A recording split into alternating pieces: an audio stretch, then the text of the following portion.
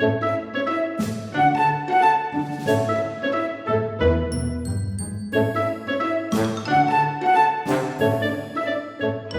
apa kabar anak-anak semua?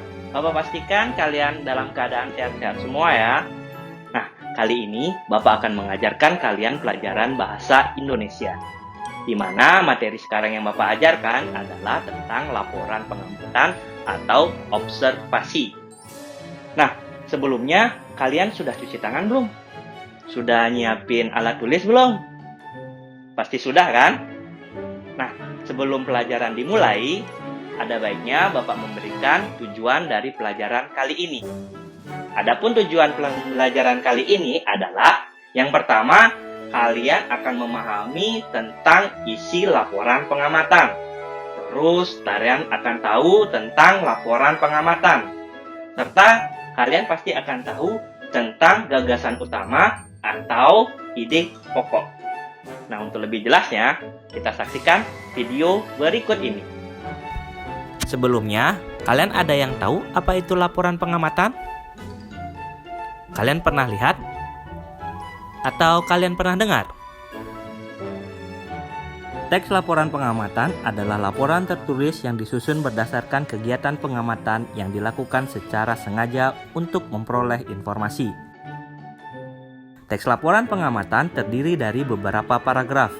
Setiap paragraf terdiri atas beberapa kalimat. Paragraf tersebut terbentuk atas satu kalimat utama dan beberapa kalimat penjelas. Letak kalimat utama menentukan jenis paragraf dalam bacaan.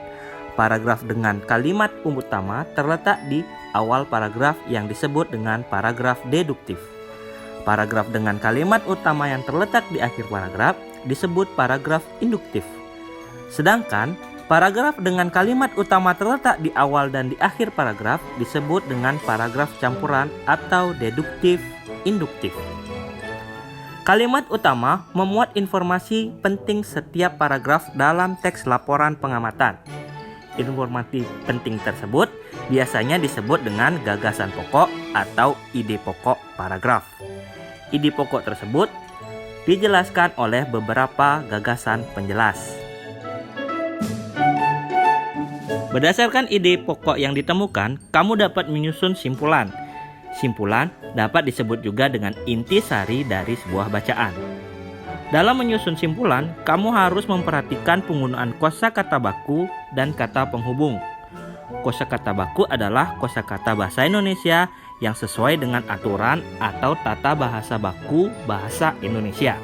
Sementara itu, kata penghubung atau konjungsi adalah kata atau ungkapan penghubung antar kata, antar frasa, antar klausa, dan antar kalimat.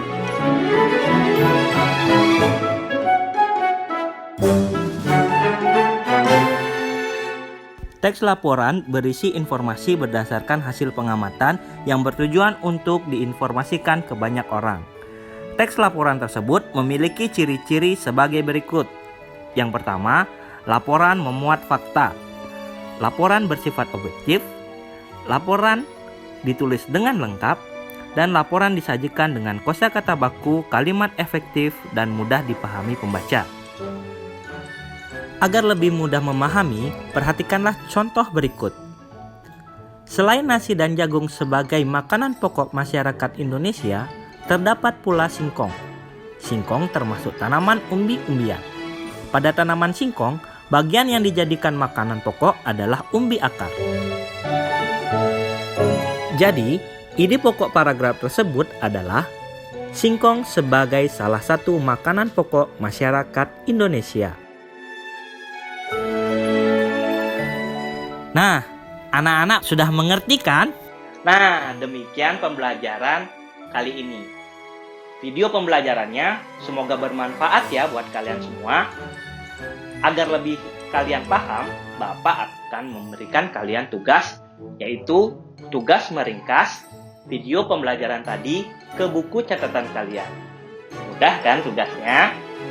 Semoga pembelajaran ini berguna bagi kalian semua. Dan Bapak ucapkan terima kasih kalian sudah menyimak pembelajaran yang Bapak berikan dari awal hingga akhir. Sampai ketemu ya di video selanjutnya. Dadah!